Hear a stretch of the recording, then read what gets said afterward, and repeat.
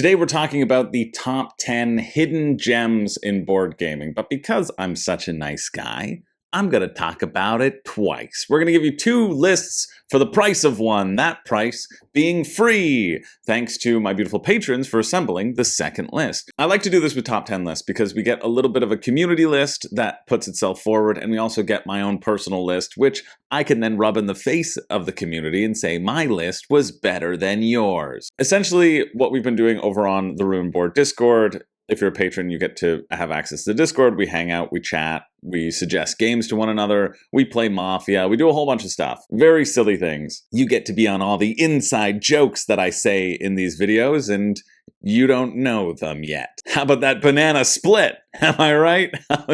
You'll get it later. And this one naturally was a tougher one for the community to agree on because of the topic, hidden gems. They are meant to be the ones that nobody else talks about, nobody else picks. So the top 6 are ones that people had multiple crossover, and then from 7 to 10, and actually way down the list, we're going to go through all the honorable mentions as well, just running through the list. So many games you could sink your teeth into. Then we voted on sort of the highest ranked ones, people's number 1, and then assigned what was 10 to 9. And so for my own list, I actually did one of these before. I did one of these way back in the day, 4 years ago when I checked it. It's the top 10 underrated games, which there'll be a link to that in the description, and I'll link to it at the end as well. So I made sure to not include any of the games that I put on that list. I wanted to include 10 new ones. And then for me, how I ranked the list was, again, in the same vein as that one, going from the closest to 1,000 to all the way to,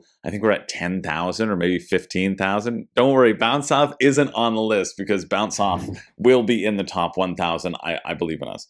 So I'm excited. I'm excited to talk about the ones that I have. I have a bunch of honorable mentions for me as well, and I'm excited to dive into what the community has suggested. So let's go through these. We're going to start with the community number 10. The community number 10 is Bob Ross, The Art of Chill game.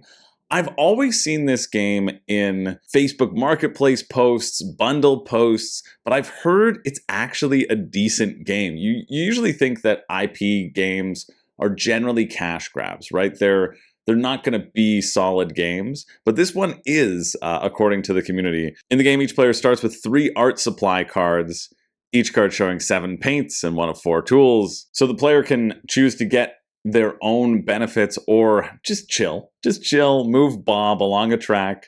Like everybody gets a little bonus. And then you can take 3 actions. You can draw art supplies, you can discard 2 matching cards to claim the matching technique, or you can put the paint on your palette. And you just are wanting to complete different paintings using the art supplies that you have before presumably Bob gets to the end of the track. Because he's chill. You know, Bob's chill. And once he's chill enough, then the game's over. I think this feels like it'll capture the spirit of Bob Ross. I feel like everybody went through a Bob Ross phase during the pandemic where they painted happy little trees. I certainly didn't paint happy little trees, but I listened to Bob Ross, and man, is he chill. So yeah, it's cool to see that this hits the list. It makes me want to try this a little bit more. Next time I see it in a bundle deal on the secondary market for like 10 or 20 bucks, I might pick up a copy and give it a try. So that's the community number 10, Bob Ross, The Art of Chill. My number 10, coming in at 2,853. Oh, something else that I wanted to designate my list with, and you'll see this in the honorable mentions, is I tried not to put anything that was on my top 60 games. I just finished running through my top 60 games of all time, which if you haven't watched it, you should go back and watch all 60, because I didn't include ones in here specifically because they are on that 60 list. I want to make sure that you're always getting good suggestions. You can always find the next game because, again, I'm a nice, sweet young man. I'm still young, right? Power Plants is awesome. Power Plants is KDBG. I think this is going to be my favorite from KDBG. They also do Burnt Island. It's the same publisher, but they just have a different brand because their KDBG games are a lot simpler. And this one is area control and tile placement. But it's really neat because you have 2 tiles in front of you, and you can place one of those tiles anywhere, and then you can either take the ability of that tile or take the secondary ability of all the tiles surrounding it. So the primary ability is usually a little bit stronger, but if you have clever placement and using the secondary ability, you can actually chain things together and get a lot of points. You want to earn points by controlling them on the location or have the most in a contiguous group of like-colored and shaped symboled tiles. These vines, they're creeping out. They're going to get you. They're going to get you. And your little sprites are on top of them. But I think it's so good for what it is. There's so much variability in here as well. I love the tiles feel really nice. Although I think I might have the deluxe version. I got a review copy of this. And so I'm actually unsure as to which version I have. I think I do have the deluxe version because I have the wooden pieces ones. And I have little sprite meeples. But the basic version is really good. A simple game, super easy to learn, which is surprising when there are 8 to 16, essentially, different powers that you need to keep track of. But they have a good cheat sheet that you can flip back and forth. And all of the plants have what they do on them. And so it's actually pretty intuitive for the number of different moves that can happen because you're only ever dealing with 2 moves at once, right? You only have 2 tiles in front of you. So I'm like, okay, I can do this one, which does this, or I can do this one, which does this. Are there any spots where I can touch 3 tiles? Yes. Is that going to benefit me? And so adding sprites and controlling these large patches of land and putting your tiles down strategically, trying to get the most sprites on the board and lay claim to the most points is really fun. I think this is for sure an underrated game. I love the complexity of it, and I love how it works with non-gamers. I remember playing this with non-gamers, and they really caught on much more quickly than I expected them to. So yeah, Power Plants for sure is underrated. Sitting at 2,853? No way. I mean, this is good. Board Game Geek is good for a lot of things, but its rating system sometimes leaves something to be desired. So yeah, number 10, just because it's the closest to the top 1,000 as I go through, is Power Plants. So number 9 on the community list is a game that I would want to try, and I think I'm supposed to get a review copy at some point when they do a reprint and their whole warehouse didn't flood. So it's something I would try and something I expect to be very bad at. Ostia is very reminiscent of the game Trajan by Stefan Feld, not Trajan. Wouldn't it be great if Board Game Geek had a autocorrect feature? Wouldn't we love that? Yeah, so Trajan is super high up on the list. And I can only see Ostia sort of rising, especially since it's rated 7.7 versus, the 7.9 that is currently there. Yeah, but it deals with this sort of Mancala effect. The player chooses one of the 6 spaces on your board. Corresponding resources will be produced for the number of ships in that space. After that, take all the ships in that space, then place them one by one clockwise. Take the action corresponding to where the last ship was placed. By repeating this, you can build new ships on your personal board, strengthen your ships to larger ones, or build your buildings in the harbor. So everybody has their own personal rondel where you're going to pick them up, you're going to produce those resources, and then drop, and that will determine what action you're taking. This is why I think I'm going to be so bad at it, because I just want to be able to take the actions that I want to take, and I don't want to think about setting myself up in this way. This is a masterclass of thinking ahead, but it does look really good. This resource management puzzle is a interesting restriction that you can dive into. And yeah, I think the combos of the actions and controlling things in the harbor and getting points in different pathways and categories is interesting. I think it's a really good production value as well. I can see why people have been voting for this, and because there's a lot of excitement for their next game from this publisher, Uchibakoya. They're doing a game, Sweetlands, which is coming out, which I know a lot of people liked. Aqua Garden, I read through the rulebook and I wasn't that impressed by. See, it's smaller on the list. It's 2,700. Sweetlands hasn't even come out yet, but I think Sweetlands is going to be a pretty big hit from those who get it. So it just seems like this publisher has really come into their own, and Ostia was kind of their flagship, but still a lesser known publisher if you're not widely in the board gaming sphere. If you like that idea of thinking ahead and moving forward, this is one to check out. Righty right, righty roo. Let's keep it going. All right, next up, moving all the way to 5,275, we have Run. Run is so good. I have a review on Run. Is it still up here? Yes, it is. Look, That's me running like a fugitive. I didn't kill my wife. I don't care. Run is exceptional. It's so good. I gave it a little bit of a shout out in my top 60 because I imagined it would have fallen to the top 60. And then I just forgot to rank it when I was doing my ranking system of all the different games. And I don't know why, but that's what happened. Run is really, really fun. It is my favorite hidden movement deduction game. It's Battleship, but better. One of you is the fugitive running around a map, and the other one of you is the helicopter trying to search for where the fugitive is. This is the look, this is the view of the helicopter. You can see they've placed little tokens down as to where they think the person was or where they've searched before. All you have are these little tokens to kind of remind yourself of what you've done while the fugitive runs around. So on the fugitive's turn, they put a piece face down, or it's face up if they're making noise and they're running. You know, they're making more than one move, or they can be sneaking silently, just like one step at a time around the map. And then on your turn as the dispatch is you can play one of these cards that you haven't yet played, and you can search, you can check a row, you can check a line, you can say, are you in that line? And they have to say yes or no. It's really great. It plays super quickly. Also great. This is the board for the fugitive. So you can see all the little tiles. What's interesting as a fugitive is you only have a certain number of tiles where you can move up or left or right. And so that really limits your movement, but you can pick up these different tools and these different gadgets, which give you super one-time movements, jumping across the map. It's so dynamic. I often play as the dispatch because it's easier for people to run away than it is to try to find me. But yeah, it's so good. It's by Fowers Games. So Fowers Games, they're a very small company. It's just run by this one guy, Tim Fowers. And I met him at a convention, and I was like, hey, I'm a reviewer. And he's like, oh, okay, cool. You want to review this game? I said, oh, okay, yeah, sure, absolutely. That sounds great. When do you want it? Done. He's like, whenever you get around to it. My whole mantra is that I just try to make really good games. They kind of take care of themselves. I operate pretty much solely on word of mouth, and it's just a family-run company. And his small child was there running the booth as well, being like, I'll sell you some games. A really nice company. The definition of an underrated or a hidden gem board game publisher as well, because it is just sort of a family-run thing.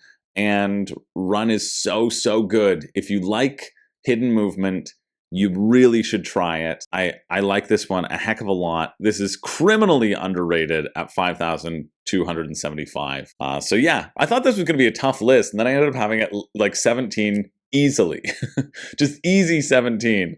And so I opted for the ones that were further down the list, more criminally underrated. We've already beat number 1 on on the underrated list in the previous one. Okay, number 8 for the community is Carnival Zombie. Carnival Zombie I've heard about as well. It's a co-op game. You help each other in the sinking city and help each other escape the sinking city and the dead through multiple scenarios. It's an overly complicated zombicide. You know what I mean? It's tower defense in a sense. All these zombies are going to be moving towards you sometimes. A gorgeous production quality. And this is one where the production quality and the theming has brought me in numerous times. And then I've heard really great things about it from people in my Discord as well. It's a game that I think requires a lot of investment in terms of time investment. I feel like it's a bit of a longer game. 45 to 120 minutes. Maybe that's incorrect. It felt like it would be a lot to get to the table when I was looking into it initially. And maybe also because it was a little bit expensive, I didn't pull the trigger. But I remember looking at this on crowdfunding and thinking like, dang, this is really cool. This one's sitting at 3,226, but the amount that they throw into it, some of the features that you will find in the scenarios are tutorial scenario, shorter and harder games, trader mechanics, scalability, one character for each player, competitive game, more dexterity game, and one night scenarios. I guess because there's a dexterity element of piling those cubes onto a boat and trying to get as many resources as you can without it falling into the harbor. Maybe that's the dexterity. I don't know. Like I said, I don't really know too much about Carnival Zombie, but I know I have only heard of it in positive mentions. And it's also one of those things that has felt like pretty heavy to learn, but it's one that I have wanted to learn for a while. What are people saying about Carnival Zombie? That's what I should be doing. I should be pulling it up on Discord. Yeah, Carnival Zombie is a tower defense game. Yeah, co-op tower defense, where during the daytime you build barricades, search for supplies, and prepare during the night you fight zombies. The theme is so well executed, it truly feels like you're actively fighting. It's intense and fun. I love the boat mechanic, where all the dead zombie cubes, you have to drop them on the boat. And in the beginning it's easy, but the higher the corpse pile gets, the more difficult it is to drop them there without having a cube falls off. Because if the cube falls off, they come back on the board. That's fun. The bosses are different. They affect the zombies around them, making things really exciting. I played it with 6 players and 2 players. It was crazy fun at 6, with lots of shouting, who does what, who's dying, who has to run for help, deciding which escape plan to take and what to scavenge. The rulebook is trash. It's incredibly confusing and very difficult to follow. Videos are the best. That's a great description. That meets everything that I have heard about it, but I like that as sort of a winning endorsement. So if you're interested in Carnival Zombie, check it out. That's their number 8 on the community list. This is fun. I love looking at hidden gems, right? Because there's always games out there which you feel so passionate about, and nobody else seems to. Here's one that, yes, it was on my top 60 games, but I'm including it here, again, because it is a small publisher. They've just published this thing, and I think this is still the definition of an underrated gem. Every time I see it being played at a convention, I get excited. I get excited that people are playing it, and every time that people are playing it and I see it, I walk over and I ask them how it is, how they're enjoying it. And generally people go, yeah, it's fun. Like, oh, I'm kind of surprised. This one's really good. It is just a beautiful cube pusher. The theme doesn't matter whatsoever, but that who cares? It's just a great worker placement cube pusher. This is Holotype, Mesozoic North America, and actually the expansion's even better. They just like rebalanced the game. Not that they needed to rebalance it, but they added in a bunch of new objectives, and so then they added cards to balance for those objectives. Basically is what they did. Ooh, that's gross. Speaking of Carnival Zombie, that was under my Band-Aid. Clearly there was water under the Band-Aid, or the alcohol didn't let it sit right. Okay, gonna air that buddy out because I slit my finger open. Yeah, Holotype is awesome. Holotype absolutely deserves to be on this hidden gems list.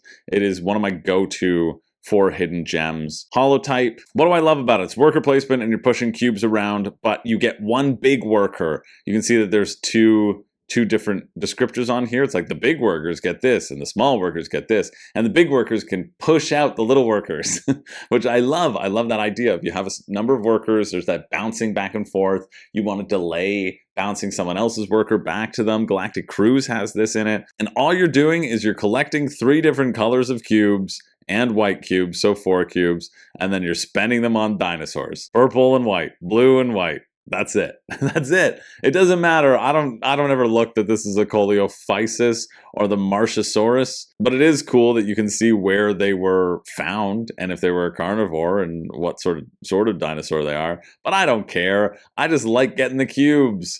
I like getting the cubes and playing the cubes in a simple worker placement. It's just relaxing. It's like Lords of Waterdeep level, and deserves to be recognized as the great, great game that it is. Enjoying Holotype. Who knew publishing papers would be so fun? I did.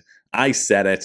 Is it still me down there? Oh, that's good. I like seeing that I'm not on the top because that means a lot of people have been. Yeah, Holotype was my pick of the week in crowdfunding and one that I don't regret. This is very wrong. Fitting the theme. Has gargantuan design issues. Too long, too random? No, it's really not. The randomness is if you go to a worker space, you get to roll dice.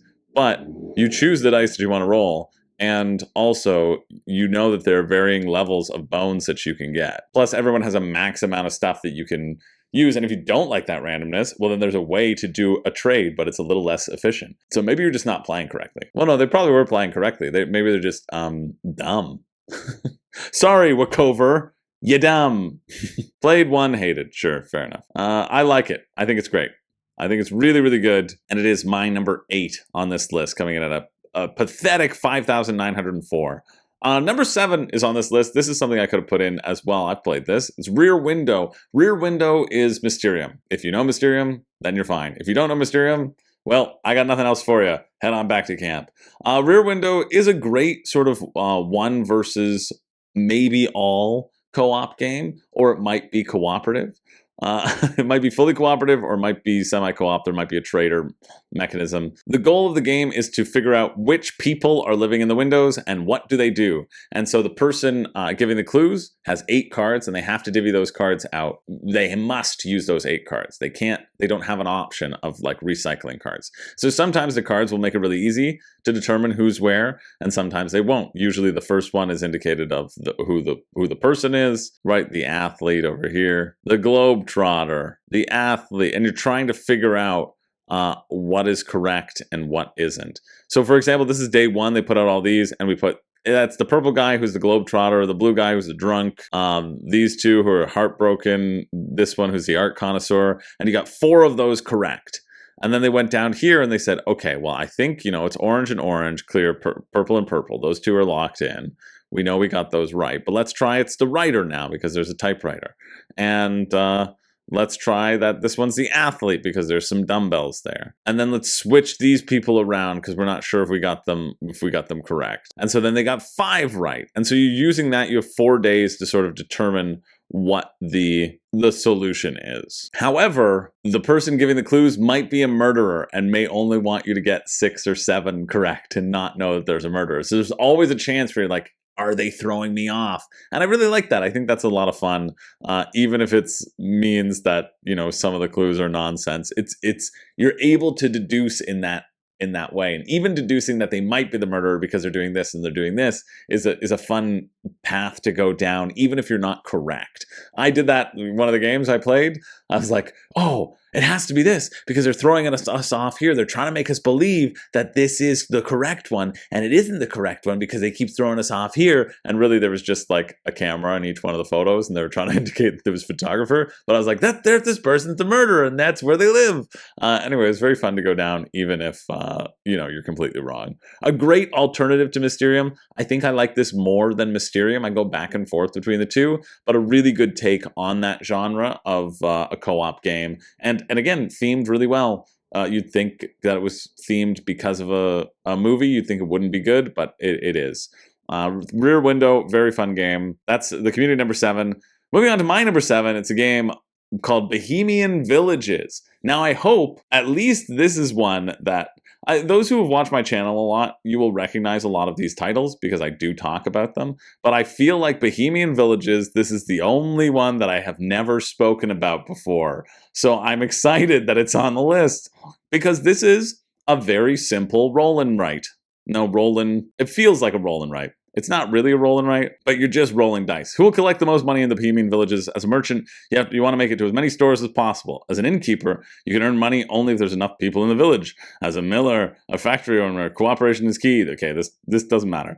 It's a tactical dice rolling game that allows you to claim different types of buildings in a shared village. You'll see that there are all these spots where you can go to in the village, and the goal of the game is to be claiming those particular spots. There's a little bit of an area control element for each number that you claim, and each little section that you claim. They all do different things. They all give you income in different ways, depending upon who has put their people out or not. It's quite a good little one. Chucking dice, trying to make the most money, but if everyone goes into the spots, then you can't make that money. And it's very Mountain Goats, where beautiful underrated game, where you roll 4 dice and then you make a combo of each of those 2 dice to create 2 patterns. So you're dropping 2 people, always giving you some sort of choice, but not as much mitigation as possible. I think it's a really solid pick. If you like roll and writes, you like Mountain Goats, Bohemian Villages is one that is pretty good. Yeah, you probably wouldn't want to play 2 players. 4 players was nice. Super easy, pleasant dice placement business, which whittles away half an hour without too much thought or hassle. I think that's a great way of defining it. That's my number 7. It's sitting at 6,073. Definitely an underrated hidden gem because I've never spoken about it before. Number 6 is on the communities list is Redwood. Redwood, Wildlife Photography Adventures in Magnificent North America Landscape. It's a game of movement. 2.13. Okay, I think I remember this from Kickstarter. Movement estimation is an angle of view where you have to take pictures of wild animals to compose the most beautiful panoramas. Games for 1 to 4 players. Right. So everybody, I do remember this because you're trying to arrange your photographer in the spot where you can capture the most people. and you have this little goofy angle. It's like a line of sight thing where it just captures everything within that field of view. And then you get to score points for everything that you have captured. I think that's a fun gimmick. I think that it makes moving around the board meaningful as you work with these different fields of view that you attach to your person and say, okay, I'm using a long lens. I'm going to capture stuff that's further away from me. I think that's neat. It's cool that it made it onto the list. This is number 7. So this is what people voted on still. Oh no, this is number 6. So this was on a couple different lists as well. A couple people mentioned this as being an underrated gem. Yeah, I didn't think it looked spectacular on Kickstarter, to be honest, but I'm glad that people have gotten it and are enjoying it. And I think the gimmick seems like a funny and interesting thing. So yeah, that's the community number 6. My number 6 is sitting at 6,143. It's Charcuterie, the board game. I love Charcuterie. Do I still have my... No, I don't. That's great. It was like a 5 out of 5 for me. I think... Where is it? Did I not put it up here? Oh, I guess I didn't add my review of it. Oh, let's change that. There we go. Yeah, you got the meats. I really like Charcuterie. It's a very simple I cut, you choose idea. When it's your turn, you're going to draw a bunch of stuff from a bag and you're going to arrange it into sets, and then people can take what set they want and you get the last one. And so everybody has a hidden objective, and plus there are common objectives that you need to work to complete. You're just arranging charcuterie in little sets on your charcuterie board. It's so cute. It does exactly what it says it's going to do. It is a perfect filler game. Yeah, I love it. I love it. I think it is awesome. It's an awesome production quality, very fun to engage with. I think I've lost a piece because I've played it so much, which does suck. But then you get to the end of the bag, and if you're playing with 6 players, we just go, if you just make up a piece what you want into the last bundle and pretend you have it. So there's easy ways around it, right? Even if you do lose a piece, but I definitely have to go through my copy and see which thing I'm actually missing. Yeah, Charcuterie. Awesome, tasty, yummy, number 6. Next up, we've got Leaf. Leaf, which is an interesting polyomino game. That's cool that this made a few people's lists. Again, I thought that this one was, well, not really a polyomino game, a little bit of a tile-laying game, I guess. Leaves are falling on the autumn ground, and you want to make the tips touch. Aside from contrary belief, you do make the tips touch in Leaf. Just the idea of not doing anything revolutionary, but a super neat little twist on tile placement and a small dash of area control with gorgeous pieces. What more do you need? You're laying leaves down. You're trying to control the most of the forest floor. And a really nice production quality. This is what Kickstarter can do, you know? They can bring these sorts of things to life. Sitting at 2643, that's on the communities lists. 3 lists, 21 points. I guess if I go back to that, I kind of spoil it. But well, who cares? My number 5, because we're on 5 now, is Peak Oil Profiteer. This is sitting at 8,041. I played this within the last year, and I was very happy that I got to play it. Look, a hot review. 4 years ago, I did a review of Peak Oil Profiteer. In fact, it was one of the first Kickstarter reviews that I ever did, and I did it for a copy of the game, and I played it on Tabletop Simulator, and I did a playthrough of it on Tabletop Simulator with my friends. A couple playthroughs, actually. I think I posted both of them. But yeah, it's really fun. Peak Oil Profiteer, it's this weird game that looks like it would suck, but it doesn't. It's a horrible premise that you just have to lean into. There's a war-torn country, and you are a profiteer, a war profiteer. You want to sell guns to the country to cause more war. You want to steal all of their natural resources with oil and get out of there before the corruption reaches an all-time high and the world collapses. It's like you're living in the real world right now. Peak Oil Profiteer, what do I like about it? You choose from one of 5 actions that you can do, and you're going to commit to them face down, simultaneous play, and then you're going to reveal those actions as you count up. So you're going to go 1. Everyone reveals the 1 they choose. They want to get influence. You can choose people who you can corrupt and people who you can get onto your side. If you have these chips, things, people who are selling oil in your district have to give you a payout. You can convince somebody to come over to your side. You can usurp them. You can murder them and institute your own leader. You can buy mining rights. You can drill into those mining areas and sell to a port with your oil, as long as you have presence in that port, as long as you're connected to that port with people that you control. You don't control anybody on the map. There are 3 factions that are battling it out, but you can influence which of those factions has larger control, which means that selling oil through them, you get a little bit less money if they have a lot of control. If you're selling guns to them, you get a little bit more money if they need to have troops on the map, right? So you play the field of selling money, selling guns, weapons, manipulating this, hiring these one-time abilities, and trying to anticipate what your opponents are going to do all at the same time. I think it's great. I think it's really fun. I really still enjoy it to this day. I look back on it fondly, and it was cool that I had such a great success in my first Kickstarter review. I really liked that. I really liked the game. I liked that it fulfilled. I thought it was really cool. And I think it is one that needs a whole lot more love. There's also a worker placement game called Peak Oil that I haven't played yet. It's been on my shelf forever, but yeah, I really like Peak Oil Profiteer. That's sitting at my number 5. Okay, we're on number 4, I think. Yeah, 4 for the community is sitting at 3,599. This is Masters of the Universe, the board game, Clash for Eternia. I thought this one looked great as well. This was from Kaman in the heyday of Kaman. What I really like about it, this idea, is that it's a 1 versus all. It feels like it would be best as a 1v1, but it's 1 versus all, where the Overseer, who's the evil villain, and I'm sure we're just going to go through pictures and pictures of the silly Castle Grayskull expansion that they just added a big terrain that your people could jump on, so you could really experience your toy factor under the guise of a board game. But what I really like is there's a great flow of power from Masters of the Universe, because whatever you use to trigger special abilities, it goes to the other team. And I think that's really interesting in terms of the flow, in terms of holding on to it. It does what Survivor 21 couldn't do, and made the Medallion of Power and that exchange of power actually interesting. This is surprising that it is underrated. It came out in 2023, so that was 2 years ago. You'd think it had enough time to, especially at a 7.8 breakdown, to move up the ranks. Game has no right to be as good as it is. Yeah, that makes sense. It definitely feels underrated. In that larger big box sphere, you expect it to be rated higher, especially when a lot of Command titles, they're, sitting at 100, 200, and then this one's fallen to like 3,600. It makes them feel like Steamforged games, honestly. But yeah, I thought mechanically, I thought the rulebook looked really good on this, and I know that people are enjoying it, so makes sense that it is on this Hidden Gems list for sure. All right, my number 4. Oh, this is a great game.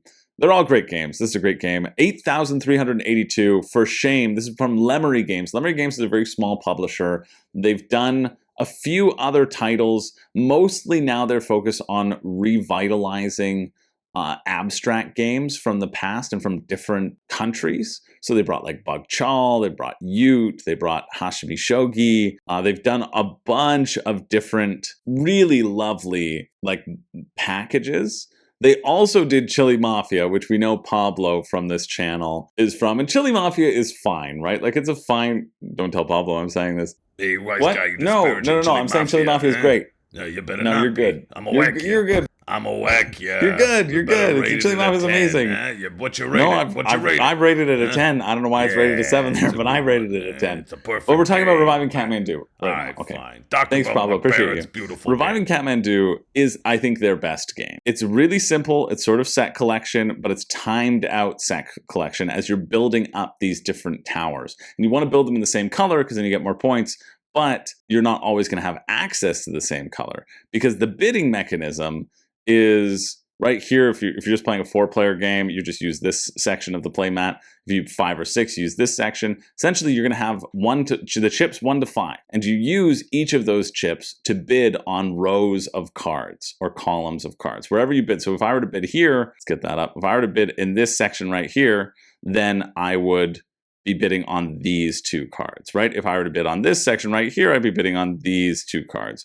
Or in a 6-player game, I'd be bidding on those 2 cards, right? Because the map gets extended. But what's cool is you are using your chips and they're one-time use. So if I bid a 1 or if I bid a 5, I'm probably going to win that section, that row, that column. but then I'm never going to have my 5 again to bid on other things. And so you get into this really, what do you do? How do you bid? Because if I bid a 5 here and you bid a 4, I'm going to take the card that you wanted to take, right? And so the auction of it is very exciting. I think it's really cool. I think it's a little bit hard to see the sets sometimes as to what happens. And there's a little expansion, not an expansion. Well, there is a little expansion, but there's a section here where you get bonus points for triggering different colors of buildings. I wish that played a little bit of a larger role into it, but it's still really fun. The production quality of this is outrageous as well. It's such a great production quality. Dual layer boards, you have a play mat, the coins are really nice. Yeah, I kept my production copy. I kept my pre-production copy that they sent me because I loved it so much.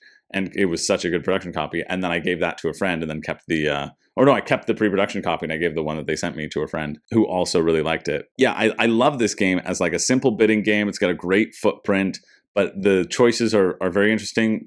After 8 rounds, you're done. And whatever chip you keep, you get points for. You can get points for, or you can take a card from the discard pile, which honestly, it's always better taking a card from the discard pile. So that creates not as much of a fun tension, but still, it's a good game. Yeah, so Reviving Kathmandu, highly underrated. That's sitting at 8,382. Moving on to number 3, we have Edge of Darkness. Edge of Darkness is John D. Clare's card crafting game where you're going to be getting these sleeves and slipping them into your card or building your card up as you go through. So it's like a deck building game, but your cards themselves get a little bit better. What do people like about Edge of Darkness? It's ranked 1,474. Lots of programming every turn. Hugely, like a huge table presence. I can't think of any other deck builder that has a shared deck amongst all the players, yet still retains player ownership of individual cards. You get the combo-tastic feeling when executing actions on your turn. The double-sided nature of the card crafting adds natural progression to the player versus enemy element. As you get stronger cards and more actions, the looming threats get bigger and harder to fend off. Not everything is strong. I think the base game worker placement elements felt a bit weak compared to just irregular actions, but I believe improvements on that aspect were brought in from the expansion. Personal favorite of mine. Nice. Perhaps overproduced, but feels awesome. I think this is why it is underrated, is because it is such a big friggin' honker. If it was a more svelte, streamlined package like Mystic Veil, which is what John D. Clare was doing before, with the card crafting elements, people might have liked it more. But yeah, sits at number 3 on our community on 3 lists, getting 23 points. That's Edge of Darkness. My number 3 is a beautiful game that I think nobody would really like. It's called Dulce. This is 2022. It's produced by Stronghold Games, sitting at 10,854. This definitely feels like a roll and write game. So you're trying to produce suites. It feels like a solo game as well. You're trying to produce suites and produce as many suites as possible. It has one of those things like the Britannia where everybody has the same deck, and then one person will shuffle their own deck and reveal cards one at a time, and then everybody takes that card and decides what to do with it. You can keep it as a shop that will produce suites, or you can flip it over and use it as fields, which will produce ingredients. You're going to be layering your ingredients over things, producing suites each time, every round trying to produce points via creation of your different suites. And the key here is that the suites will have different runoffs. So if you use a big peanut butter, then you can use that peanut butter again, and you can use that peanut butter again, because you use the nuts, and then you use the butter, and you use the oils, right? And you can save those sorts of resources, and they can chain down in this particular engine that you're doing. And that's why it feels like a solo game, because you don't interact with anybody. You're just trying to maximize your own output. Everybody has the same puzzle, and it's whoever does better on the puzzle. As you sort of chain these things together, you can see that they've layered it out in a way that you're going to put that there, which is going to put that there, which is going to put that there, and then trying to chain things together by using the resources that you get and producing more and more resources. Overbuilding yourself will cause double resources. A great little lightweight game, but it is tough to manage, so it is harder for new players to get on board with. And also why I feel like it just feels like a solo game, because you're not paying attention to what people are doing. The only reason I'm paying attention to what you're doing is because I'm making sure you can run your engine correctly and you understand the game. And once you do that, I'll be like, okay, are we all done? Are we all done? Are we all done? Anybody have anything cool? Nope, see you at the end. It's that sort of game, which I understand why people don't like it as much. Also, the cube choices here were really stupid. They made them very similar. It looks not as similar in this picture. Maybe they've changed them, but like there was the coffee or the caramel or something. That's the peanut butter. And then that is that's the vanilla. Oh, and then the coffee, right, the coffee is different from cocoa. All of the cubes look the same, and it's just annoying to play through. So like not a very well thought out production, but it's a fun game. It's a fun little solo puzzle. I do think it's really quite nice. I like the chaining that can happen, and building the engine feels good. So yeah, Dulce, great little game. It's still in my collection, and I haven't purged it yet, and that's saying something. I haven't played it in a very long time, and sure, it might be on the purge list, but I don't think so. I think it's fun. I think it just takes the right people to really get a good sense out of it. So that's my number 3. We're on to number 2. We're close. Number 2 is Kinfire Chronicles Night's Fall for the community. This is a campaign game that the community has been very adamant about. People were saying that it sits in the Goldilocks zone of campaign games. Held up throughout the end. The story isn't the most novel or original. It kept me engaged for most of the time. Didn't overstay its welcome. I'm amazed at how much legwork they were able to get from some of the cards and standees, both from story and mechanics perspective. There's some of the samey sections, mechanisms, though mainly with side quests. The story quests, especially those near the end, are neat twists on known mechanics. The biggest gripe I have with the game is the number of cards sitting around as market, memory, or possible upgrade, side grade. People online have used binders with slotted card pages, and while it makes a lot of sense, it's more than I'm willing to do for a campaign I'll only go through once.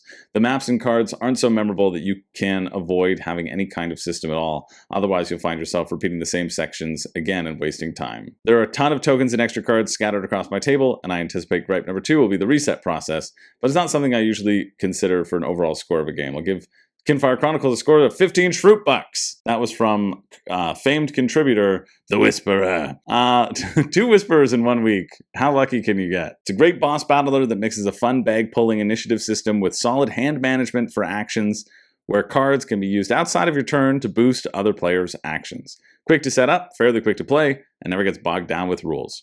Yeah, it sounds great. It sounds like it's a streamlined campaign. If you like campaign games, I again have too many campaign games to even consider this as a possibility. But instead, if I want an adventure, I'm going to go to our number 2. Well, my number 2 on the list, which is Adventure Party, sitting at 10,334. Absolutely doesn't deserve to be there. Let's see. Where's my video? Did I forget to put my video on this one too? Party game by Smirk and Dagger. We're going to call this Storytelling Wavelength because that's what it is. Yeah, Adventure Party is so simple, but it's cooperative storytelling wavelength. You're going to pick which of your characters you are. You're going to get a storytelling prompt like this one. The Spider Queens, the caverns here have high vaulted ceilings that your torchlight cannot fully illuminate. Stalagmites are everywhere, and between them thick webs are stretched, some more visible than others. Only a few steps in, you begin to feel trapped in a maze of webs. You start to notice humanoid shapes hung upside down, both past and future meals for the ruler of this place. The Spider Queen slowly and silently descends from the ceiling behind you. What do you do? And then you describe what you hope to do. You're like, okay, I'm going to take my axe. I'm going to throw it at the spider webs because I see that she's hanging just on one little web, right? And she's suspending herself. So I'm going to throw my axe so that it cuts the web and she comes crashing down to the floor and her bones break, right? Like that's what I'm going to try to do. And then you roll a dice. And on a 20, you know, it succeeds even past your wildest dreams. On a 1, it horribly fails. But you then have to describe, according to the number you just rolled, what actually happens. And the group has to guess what number you did. So I'm like, yeah, I throw my axe. It pings off of the webs. In fact, they actually weren't metal, and the axe comes hurtling back and whacks me in the forehead. I pull it out of my forehead and I go, is that blood? And I fall down to the floor, and meanwhile her little spider minions scurry out, wrap me up in a silken web, and string me up on the underside of the cave. So that would probably be a 1, right? Like it's a complete fail. I can't think of anything worse that would happen. Maybe I die, but you have to, it's not always going to be so cut and dry. And I think it's just a really silly game. You're like, I'm going to use the dagger of 1,000 cuts as well in this, and try to cut it, and it just doesn't work. I played this with actors, I played this with non-actors. both times it worked pretty well, and I thought it was quite fun for what it did. I think when Wavelength is rated, what's Wavelength rated? 501? This should be rated, I mean, it's gotta be, if it was in the 1000 area, I would say that was fair. It's a good game. It's not going to be as pan-applicable as Wavelength because not everybody's going to be as into it, but still, really fun time. Yeah, I like that it gets really silly really quickly. That's what I like about this game. I like that even though my mom was called Magic the Wizard, you know, it was still very funny that Magic the Wizard would try to cast the spell and it would just explode. Whatever you do, as long as you have one person who's able to kind of drive the tone of the game, then people get out of their shell a little bit more and have a little bit more of a large chance to role play and get into it. Number 2 on the list, ranked at 10,000, way too low. What'd I rate this? A 7? I think it's quite nice. I think it's quite a nice game. Finally, number 1 on the community list of hidden gems is HEXplore It, the Valley of the Dead King. This is really surprising to me. HEXplore It was on 3 lists, but it was high on those lists as well. I think the HEXplore It system has always been really complicated for me to understand. People are saying the more I hear about some other game, the happier they are that they have HEXplore It. Feels that long-form exploration, emergent narrative story game. This was the number 1 new to me game of 2024 for Father James. It's close as I've gotten to D&D in a board game. You've got your party of adventurers, you go on quests, you fight monsters, have adventures in town, level up, learn new skills, all while trying to thwart the plans of big bad evil until you're ready for that final confrontation. It's very mathy for folks that don't enjoy getting a bunch of quick addition and subtraction when using your abilities in fights, but that's never bothered me personally. HEXplore It, this game is deep. This is Faithbreaker. This game is deep, heavy customization for your character choice, a large amount of freedom on where you can explore and what to tackle for the scenario, and it can become even more a traditional large campaign game with the included campaign books. The only caveat for HEXplore It is that there's a tons of potential content to choose from, and it gets pricey, especially since it had an additional crowdfunding campaign for the 5th chapter just recently. For those interested, I recommend checking out the Dungeon Dive. Gives you an idea on what you may want to pick up. Though if you're a madman like me, you can join me in glory. So yeah, that old school D&D feeling, you see that you're really building up your scoundrel here. You're giving yourself the stats. You have your special abilities as you run around the map. It sounds great. D&D in a box? Like, sign me up. But I know that that also comes with a lot of additional overhead and a little bit more complexity. But yeah, I would want to try HEXplore It when I had somebody there who knew all the systems and I could just play in the sandbox. I think that's the ideal way to experience HEXplore It. And so hopefully there will be people out there to help you with that. But yeah, the number 1 hidden gem rated at 1846. It's got a huge fan base because there are so many different chapters and so much different content for it, which you for sure don't need. But a cool idea. That's HEXplore It, Valley of the Dead King. And then finally, my number 1 hidden gem isn't even ranked on Board Game Geek. It has so few rankings that it doesn't even place on the Board Game Geek ranking scale. Maybe because it didn't fund on Kickstarter. But that's Murder at Tealwood's Manor. Murder at Tealwood's Manor has 10 ratings, but it did do a self-published little print run in Australia, which you could order from Australia. I did one of my favorite playthroughs I've ever done right here, Murder Most Mustard. And I guess I've never shared my thoughts about the actual thoughts about the game. Well, I guess I have in Crowdfunding Countdown. I thought it was great. But this is one where I still have the prototype copy, absolutely, because I think it's a fun game. The idea is, well, you should go just watch the playthrough, but you know who the murderer is, and if they're left alone in a room with someone, they're going to kill someone, and you have a bunch of people who you want dead or you want to keep alive, and your whole point is for the 5 rounds to keep those people alive or make sure those people who die need to die, and everybody else will have counteracting opinions of what they want to have happen. It's a really silly game, reverse Clue, but with actual interesting deduction spaces you're timing out your actions effectively. It's really good, and I'm really upset that it didn't fund in the Kickstarter, but I'm very happy that a bunch of people who watch Room and Board were also able to go and get copies with ludicrous shipping and have enjoyed it as well. I think it is a great hidden gem, so hidden that it doesn't exist on most shelves, but if you want something very unique that is good Well, and doesn't even have a rating on Board Game Geek, but is rated at 9.2. Very fun, perfect mystery game. Snappy, get the people you don't like killed sort of murder mystery. That was 2022, this was 2024, and this was 2024 as well. Where do I put it? I'd probably put it at around an 8. It's very good. I enjoy playing it. I'd be happy to play it. I'd be happy to suggest it. And obviously, I just like my stupid video that myself, Colonel Mustard, and Zach Groombridge, whatever, Judge Pelham, we had a lot of fun recording that, so it's one of my favorite videos on the channel. Yeah, Murder at Tealwood's Manor, very stupid, silly game. So that's it for the lists. Those are the lists, but I am going to also run through some underrated, some honorable mentions on my part, and then we're going to run through, what do we have on the community list? Let's see. So many. Ooh, 160 games. Oh man, one of those I just got rid of. I knew I should have kept it. Dang it. 160 honorable mentions, but first I want to go through my honorable mentions that didn't quite make the list, but I wanted to talk about. I was thinking about putting Mass Effect, the board game, on here. I think Mass Effect is pretty good. I gave it an 8. I like it a lot. It has a very polarizing view on BGG. It's not really underrated, or it's not really a hidden gem. People just got scared of pronouns on a character sheet. They said, oh no, you can't give an alien race that only has one gender and appears to any other race as the object of their sexual desire. You can't give them the they, she pronouns. I'm like, well, you can, because because it's that's what they are. They don't conform to the Terran binary because they're an alien race. And the Terran doesn't even have a binary anymore. Anyway, it was just ridiculous. It's a ridiculous conversation that people went in on.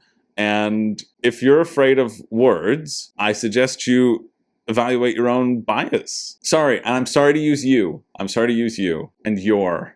Their pronouns, just makes communicating easier. So yeah, I didn't put that on there. But I think Mass Effect as a board game is a fun mini campaign game. I really like the dice rolling aspect of it. I have a review on it. I think it's quite good. Also, I contemplated putting Vigilante on here, 13,505. You can see that it's rated pretty highly. This is from my friend and not neighbor, Reed. My designer friend, Reed. This is the first game he ever designed before he got some other stuff picked up. It's a huge labor of love. You will be either good or bad or neutral, and you'll have a different role. You'll be collecting these superheroes to fight through this deck of supervillains. The goal being, if you're on the good team, you want to have jailed a bunch of villains. If you're on the bad team, you want to have jailed a bunch of villains. If you're on the neutral team, often you don't care, and you're just there to cause chaos. There's a lot of drawing cards from the deck and hoping you get a good thing, but the powers of your superheroes are fun. It's fun to assemble a squad, and you can really out someone right away at the very beginning, and especially in an unbalanced game.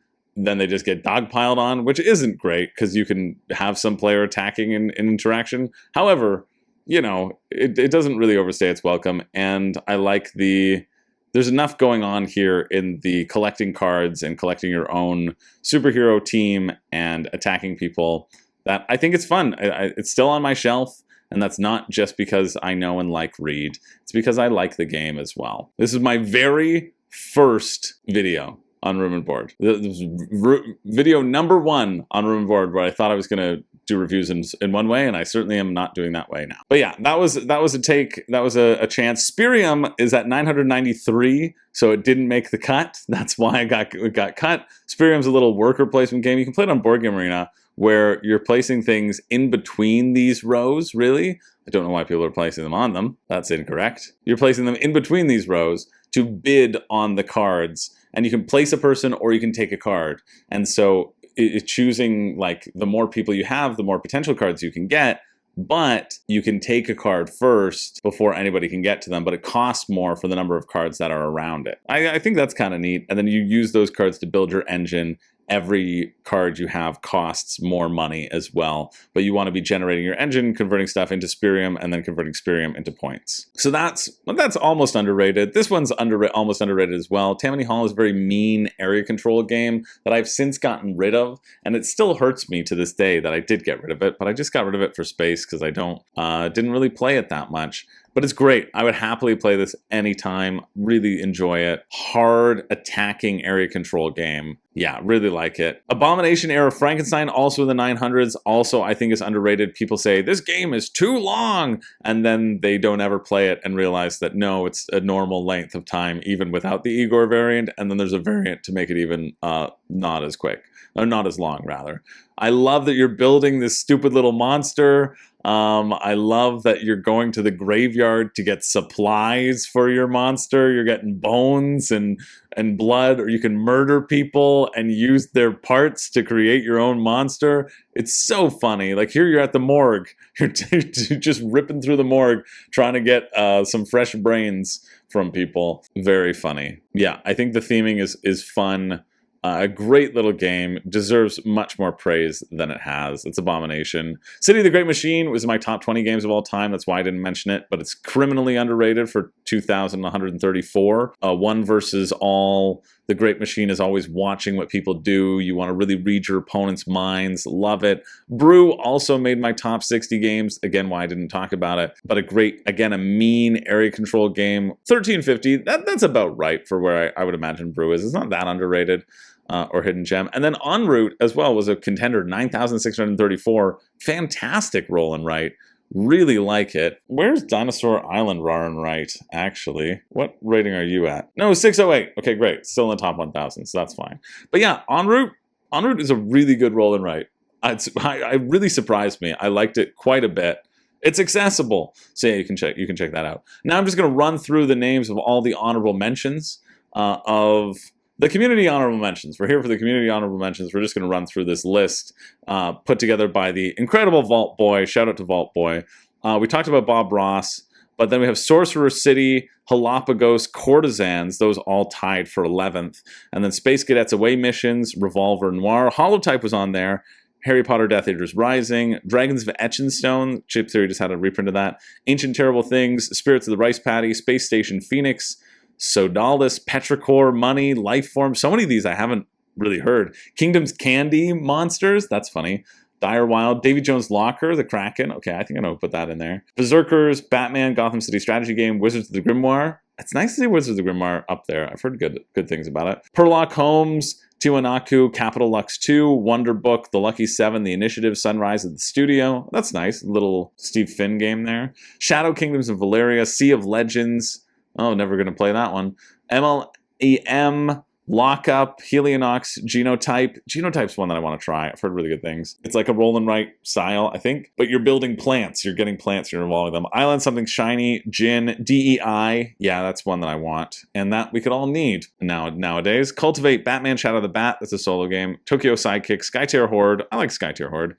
Rattlebones, Lux Eterna, Lands of Galazir. Still haven't opened it. I'm the Boss. I'm the Boss is great. I'm the Boss is a very old game where you just go around saying, I'm the boss, and that's it. 1994, there's this big sort of square where when you go around, you're going to make a deal with these people whenever you land on this square, but other people can join into your deal, and if they have a card that says, I'm the boss, you say, I'm the boss, and then you get to participate in the deal. It's really stupid, but it's very funny. Where were we? Hidden Ark. Hidden Ark is a great game. Yeah, actually, Hidden Ark, do I not have Hidden Ark in my collection? Listed in my collection? Because I should have clicked on it. I don't have Hidden Ark here. Jeez. You know when you forget to log games? Then you're like, yeah, I have so few games, but then it's just because it's like, I don't have that many games. I can have another one. No. Yeah, Hidden Ark is one that I forgot. Hidden Ark would have been a great one. I should have put that on my list. Yeah, 14,000. Oh, Hidden Ark would have been number one. It's a great little engine builder game where you are improving your 4 actions as you go along. The thing about this is that you're going to really end up just taking 2 of the 4 actions is kind of what it boils down to. So not quite as exciting because sometimes you peter out on those. So there's a very clear, like, it feels like there's a clear strategy, but I still like it. Goblin Vaults, Glorantha, the Gods of War, Fate Forge, Chronicles of Khan, Evolution the Beginning, Decorum, Cryo, Corinth, Castles by the Sea, Unearthed, Trogdor. Trogdor is good.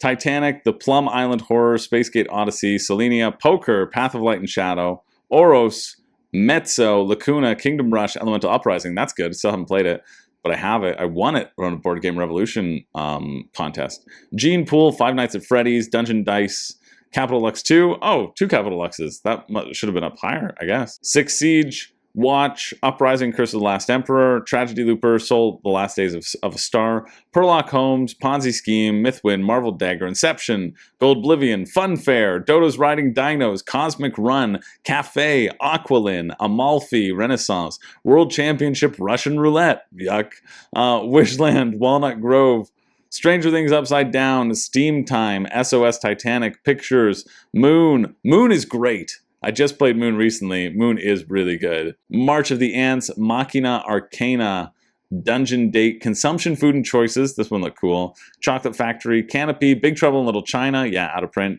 Wipers, Salient, Unicorn Fever, The Court of Miracles, Spire's End. So many of these I haven't even heard of. Picture Perfect, Pharaohan, Motainai, Mindspace, Invino Morte, Dig Down Dwarf, Campaign Trails, Buffy the Vampire Slayer, Bloodstones, Attack on Titan, the deck building game. Only one person put it in their list?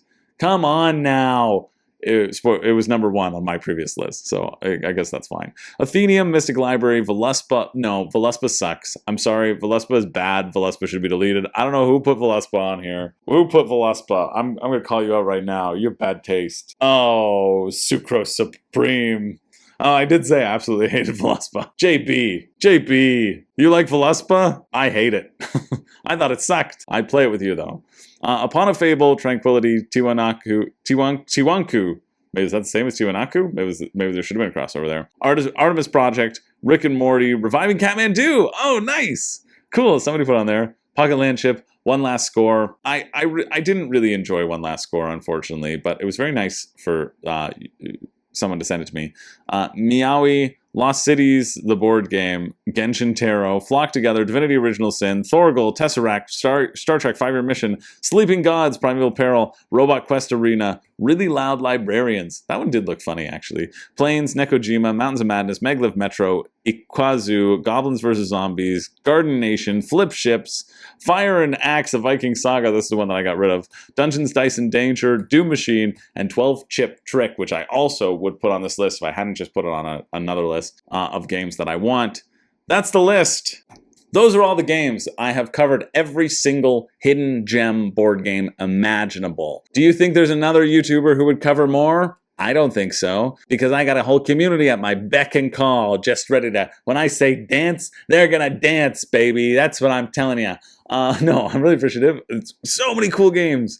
It just goes to show you that ratings aren't all they're cracked up to be. Word of mouth is a great bar when picking a game as well. So many games. What are your hidden gems? What's your number 1 hidden gem? Drop that in the comments below. And if you want another list of even more games, well, you can check out whatever video is going to pop up on the screen and somewhere in this direction. Thanks everybody for watching. My name is Chris George. I don't have a catchphrase, but whoa, it's somewhere. It's somewhere. It's magic.